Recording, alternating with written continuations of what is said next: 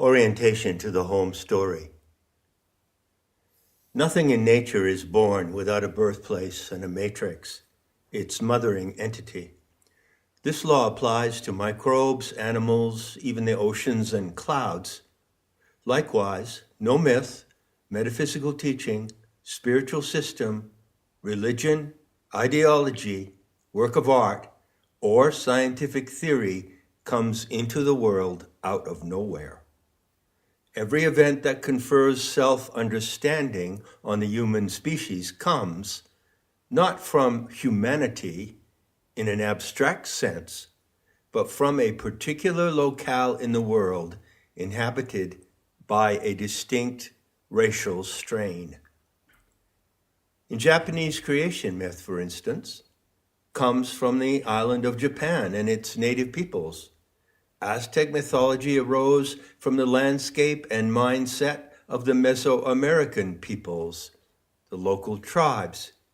The dominant belief system in the world today, the trio of Abrahamic religions, Judaism, Christianity, Islam, came originally out of Canaan, modern Palestine, and spread across the world from there. The home story also has a specific geographic and racial origin.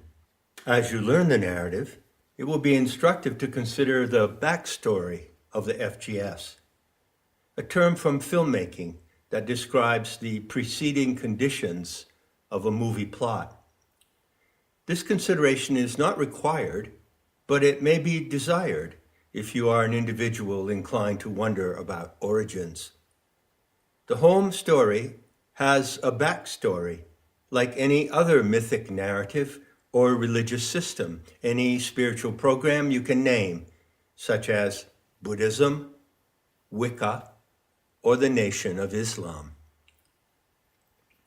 But there is a difference with this narrative, and it is huge.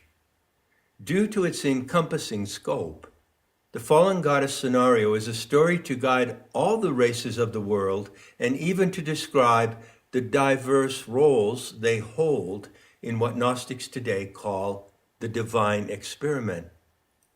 The home story differs from all other creation myths, so-called, in the way it addresses the totality of the human situation, planet-wide, even though it arises from a specific geographic and racial origin.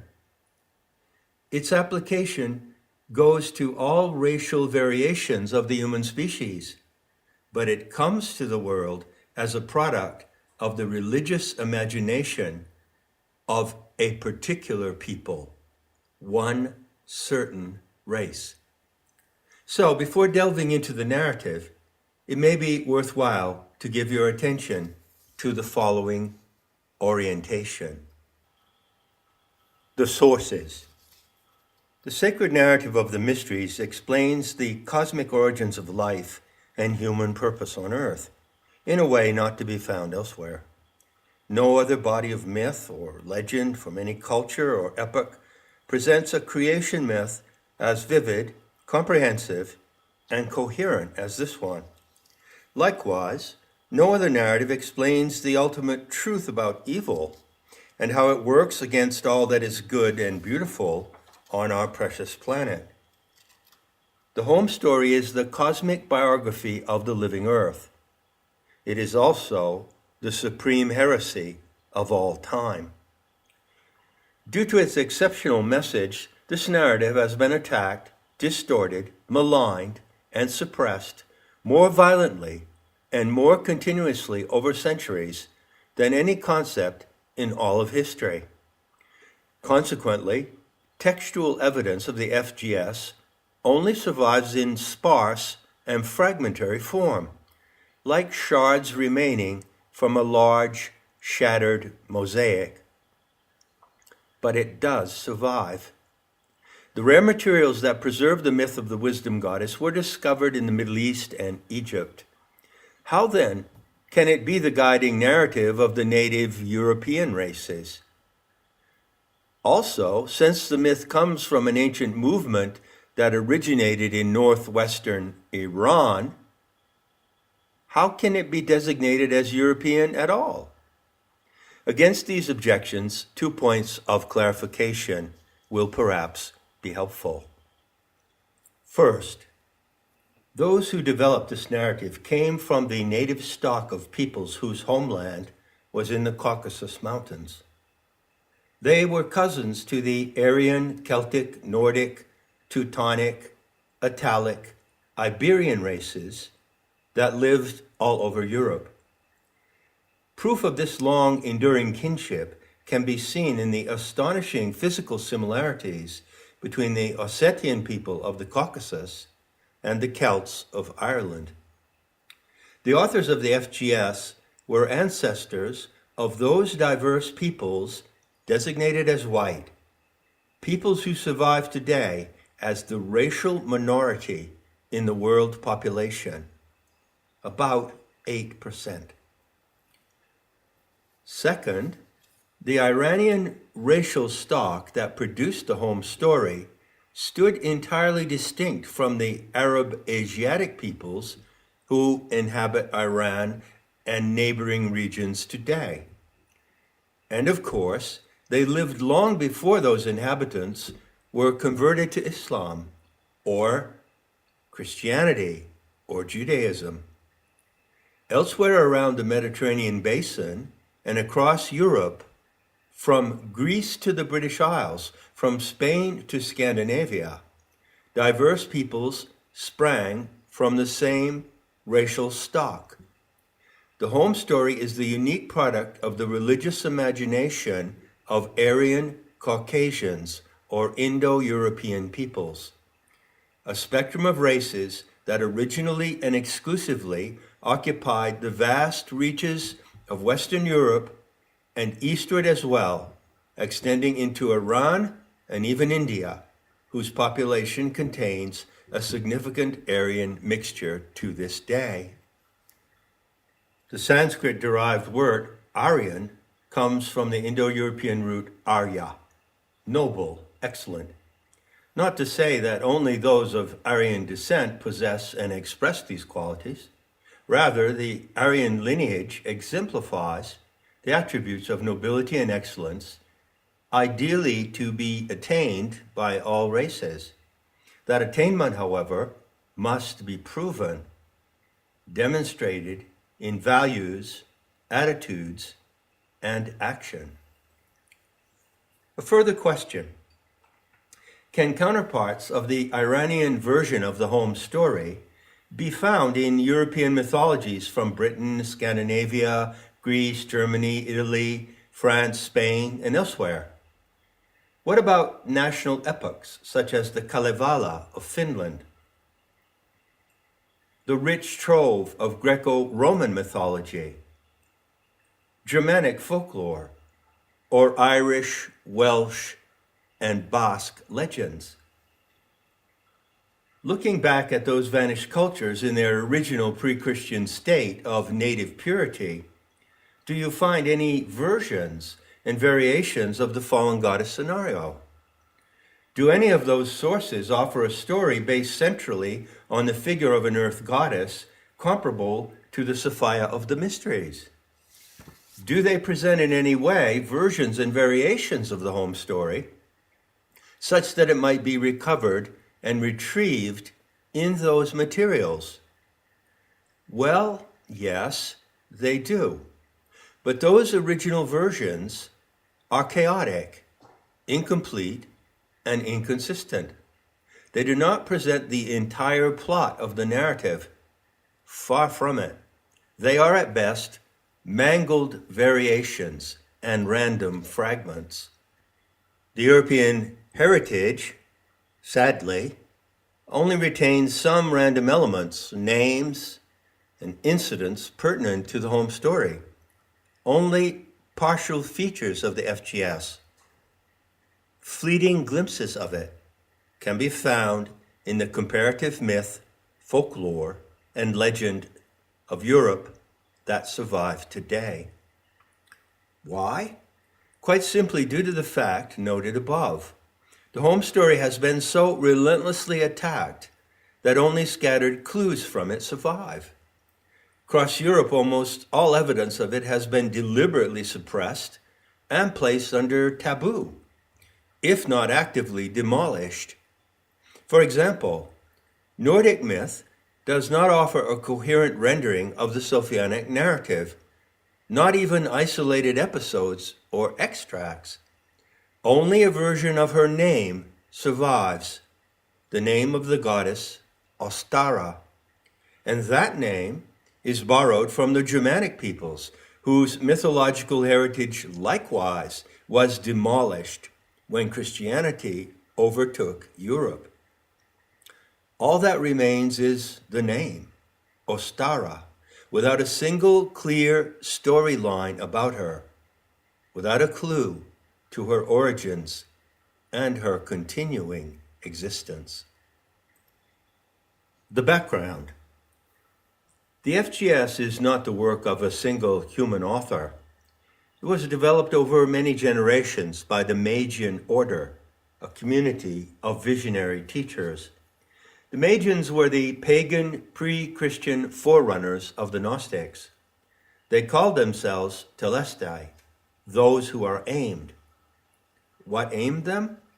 It was their intimate access to the intelligence of the living earth, the telluric matrix of life. In their united dedication to the sacred narrative of Sophia, they preserved and revised the home story over many generations. Their name for the wisdom goddess in the ancient Persian was Spandarmat.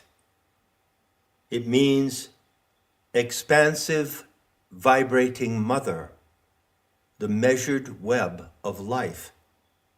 The Iranian mother goddess, known to the Magians, carries one of the earliest names of Sophia, who was also called Anahita.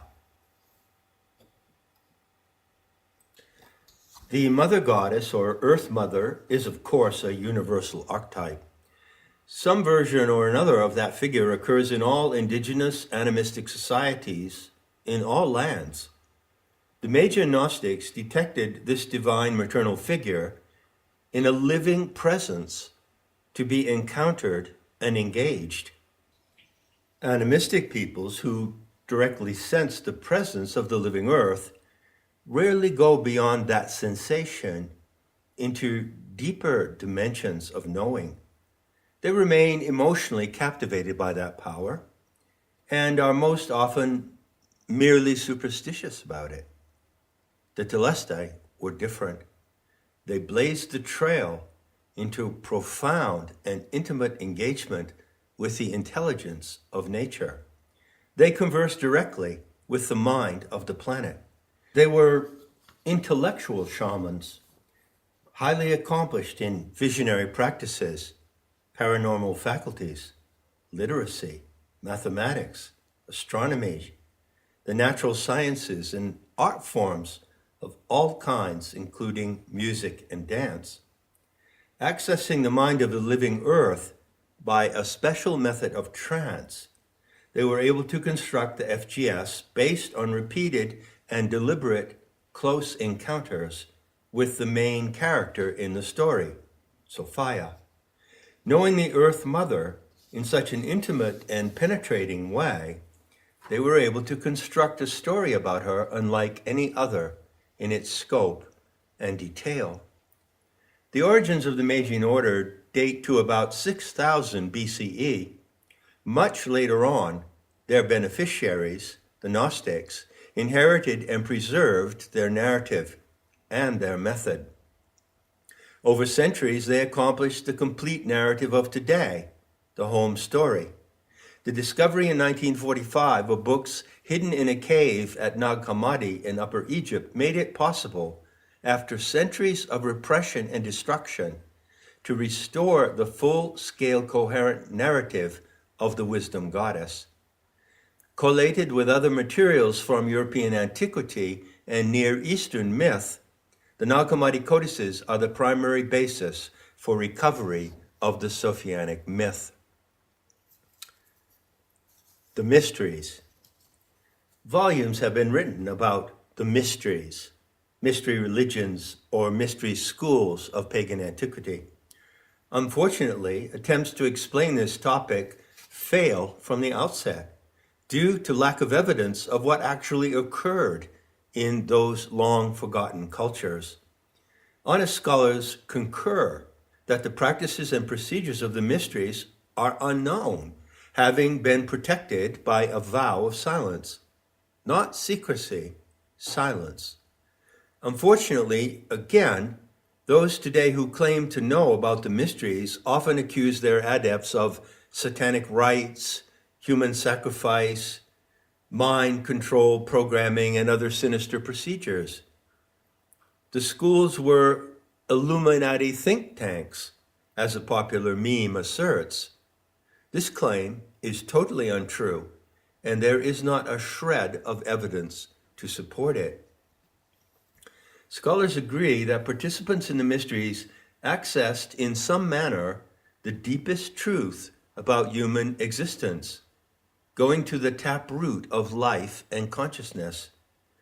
There is precious little evidence of how they did so, but there is enough to assert that Gnostics, the heirs of the Magian order, were men and women of high intellectual achievement and spiritual vision. Skilled in shamanic arts, they were the guides and educators of the ancient world in the Near East, around the Mediterranean basin, and all across Europe, an assertion supported by ample and various evidence. The mysteries were adapted bioregionally so that they met the needs of the local inhabitants and matched their mindset and their specific talents and skills. And the leaders of the mysteries went by different names, reflecting the different languages spoken in each region. For instance, in Northern Europe, the teacher was a druid, meaning literally the oak seer or tree seer, whereas in Egypt, the teacher was a foster, meaning a light bearer, an illumined one. Historical records show that the Druids of the British Isles actually conferred and met and mingled with the teachers of the great school of Alexandria in Egypt. In Scandinavia, the shamanic teacher was called Woden or Odin. This was not the name of a particular man, but rather a title of one who possessed clairvoyant powers, an accomplished shaman. In India, those members of the same mystery network were called by various names, such as Vidyadhara, meaning wisdom holder, and Siddha, accomplished adept, one who possessed and demonstrated occult powers. And there were many other variations of such names and honorific titles. All in all, the teachers of the mysteries comprised a spiritual aristocracy, if you will. But it was a working aristocracy, dedicated to the education of the races and the guidance of humanity on its proper course of development.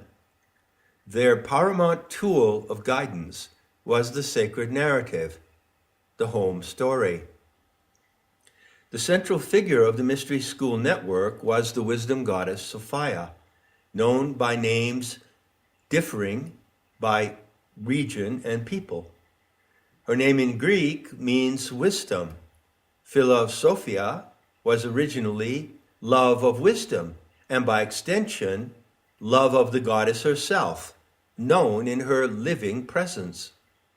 Due to their intimacy with her, the Telestae had quite a few terms of affection for Sophia, such as prunikos, meaning outrageous, daring, audacious. Also, the Aramaic word heita, who gives birth to life, which is a play on hewa, wise serpent, is another example coming from the network of the mystery schools.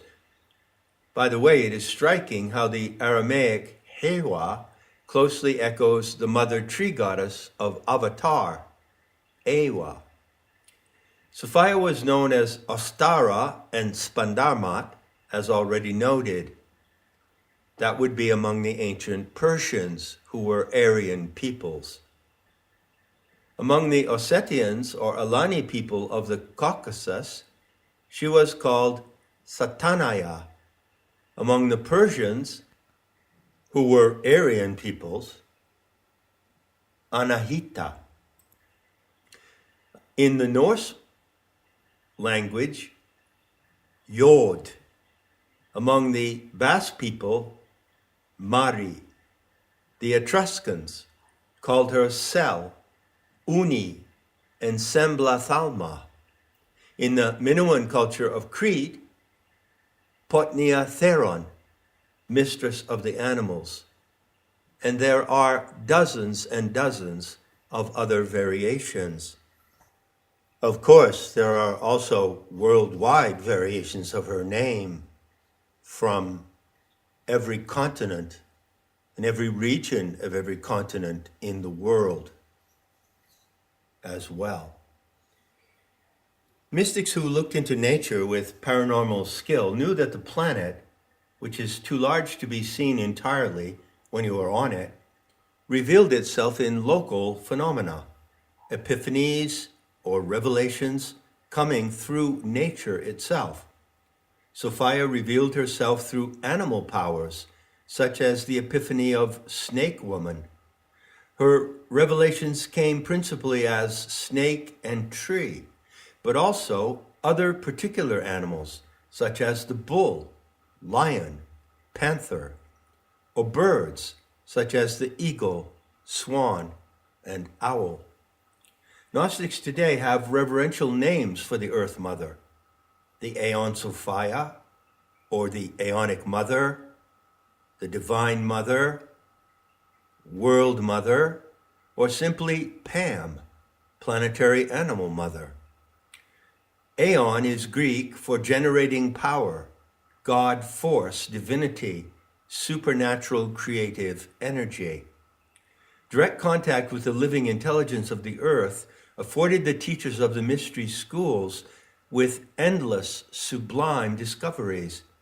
They learned secrets of the cosmic setting of life, terrestrial physics, the myriad patterns of animal life and behavior, the living properties of sky and mountain, the miraculous awareness of bodies of water, such as springs, streams, lakes, rivers, the great oceans.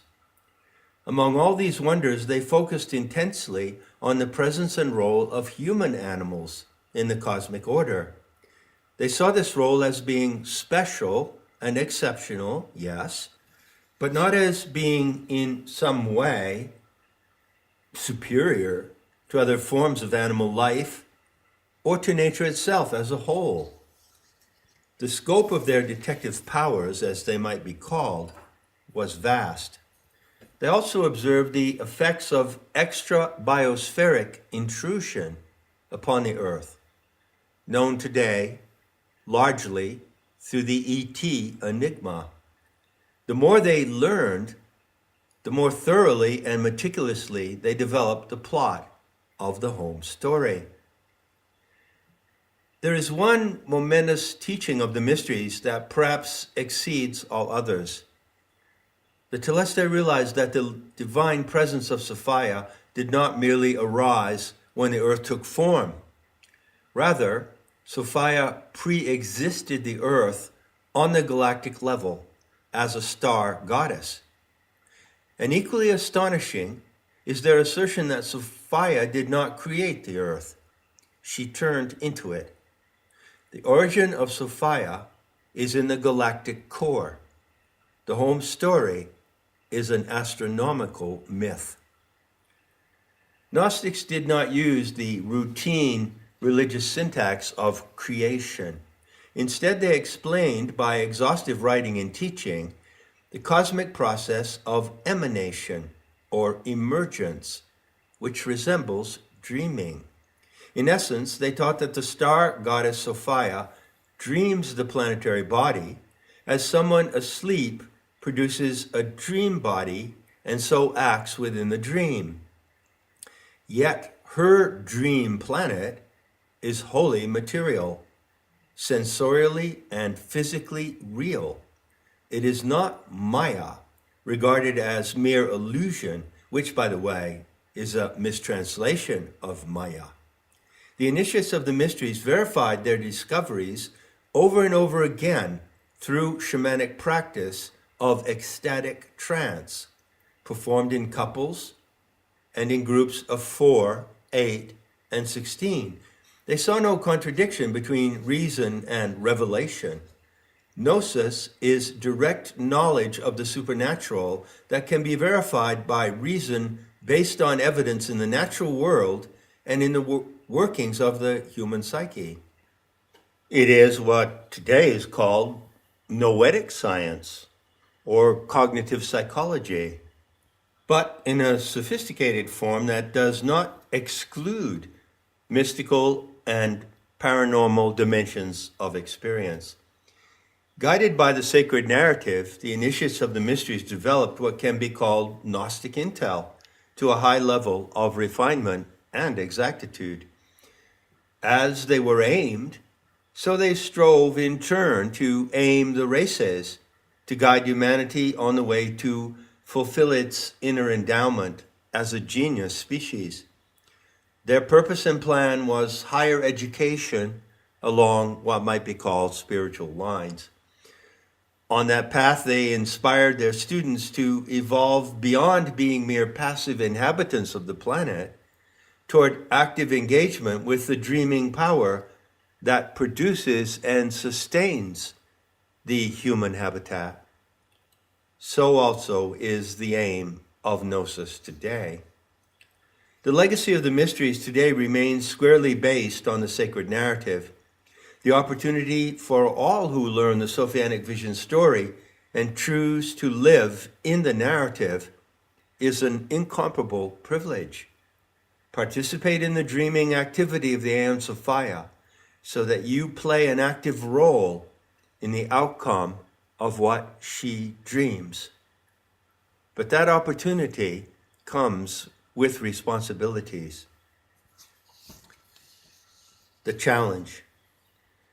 Ideologues of the 3 Abrahamic religions hate the Sophianic myth, and well they should, for it challenges their fundamental beliefs and answers many questions that otherwise must be left to faith. What's more, it presents a narrative with the power to entirely overthrow their creation stories and render them useless and absurd. The heresy coming out of the mysteries makes those faith systems look extremely stupid and exposes the harmful deceits of blind faith.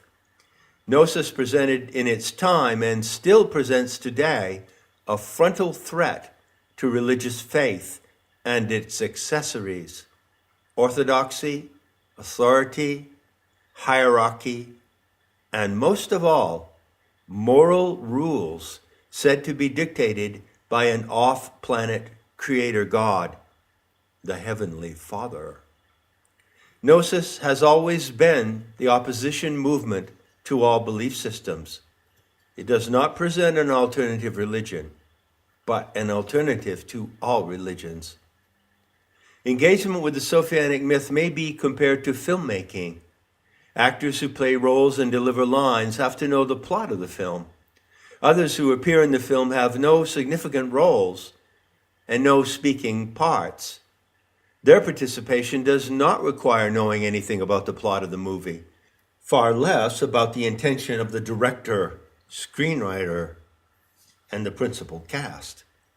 Those who are ignorant of the plot are the extras, comparable to NPCs, non-player characters in a video game. By the Gnostic standard of today, to be ignorant of the plot of the home story is to be an extra in the dreamed scenario of the world mother. What transpires in life as we know it is her movie, an event happening in her greater life as an aeon, a cosmic scale divinity. Learning the sacred narrative enables you to see a role for yourself in the plot of the spectacular film in progress. You win the role by owning your power to merge with her power, and by recognizing that you do live in a dream, though you are not the dreamer. But to win the role, to own the role, is one thing, and to act the part is another. The goal of the living Gnosis today is to live with a clear sense of transpersonal direction, guided by the sacred narrative, which aligns you to the designs and purposes of the wisdom goddess. Living in that way affords the optimal chance to express innate talents and gifts that you have as an individual person and enjoy a chosen role as a unique character in the spectrum of the human races. The transpersonal fulfills the personal. The personal cannot fulfill itself. Conclusion. The most beautiful story on earth is the story about the earth, the sentient and intelligent mother planet. It can be called a vision story, yes, not to be mistaken for a fantasy trip or a grandiose game of pretending. In fact, the home story totally demolishes the narcissistic claim that we are gods. Sophianic myth is light years beyond New Age make-believe and is, in fact, the perfect antidote to it. The home story is a meta-narrative that you test and verify at every point of engagement with it. There is some talk today about the need for a meta-narrative to unite good and honest folk in all lands who want to see the world turn for the better and wish to be instrumental in that shift. The meta-narrative does exist and must not be taken on authority. You can only believe the life story of the world mother to the extent that you live it for real. Those today who see the need for a meta-narrative face a dilemma. Would they be able to recognize it when presented to them? Perhaps they think they can, by themselves, construct a meta-narrative, a new myth. Good luck to them on that. Comparative mythology is the comprehensive study of topics, themes, characters, and events found in the myths of all cultures over time. Without extensive skill in this genre, it is impossible to compare the fallen goddess scenario to other myths and determine its unique and outstanding properties. In short, it's a professional call. Not to be taken on faith, however. Only in the perspective of comparative mythology do the exceptional features of the FGS become obvious. But once that observation has been made, the truth is there to see, independent of expertise. Verification of the myth depends entirely on first-person participation. Certainly, the myth is complex. It does require practice and intellectual determination to master. To put into practice the Sophianic myth relies on basic intelligence, but it also sharpens, enhances, and amplifies the mental effort brought to it. The dubious presumption of IQ is not an issue here. Participation relies merely on the will to learn. What, finally, would attract anyone to get involved in this elaborate mythic narrative? Those who seek purpose in life will find both the frame and foundation for it in this visionary tale. That already is a huge factor of attraction, and there is more as well. Gnostics taught that Sophia was compelled by overwhelming desire to plunge into the experiment conducted with the species singularity she herself had designed, acting in the galactic core, the pleroma, with her consort, Thelete. Participation in the home story begins with a natural feeling for empathy for the Divine Mother. In that empathy, You can realize how a superhuman divinity can be sentient like yourself, subject to emotions of joy, daring, terror, pleasure, confusion, grief, as the narrative fully describes.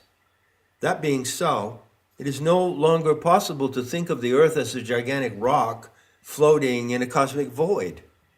No, Sophia is alive, intelligent, emotively responsive, self-conscious of her planetary body, and coactive with all that lives, especially with human animals. Sophianic myth has many dimensions of meaning and applications to life.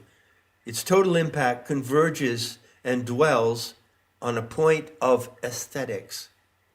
As nature is beautiful, so is the supernatural source of the natural world. The natural world is lovely and bountiful in countless ways. Likewise, the world mother, the dreaming goddess at its source, but infinitely more so. Those who learn and come to love the spectacular star myth about Sophia all realize that this particular cosmic divinity is all about aesthetics. The most beautiful story on earth is the story about the earth. Finally, or perhaps from the beginning, there is one paramount factor that brings you home to the home story and compels you to get involved and do your part to determine its outcome. That factor is beauty.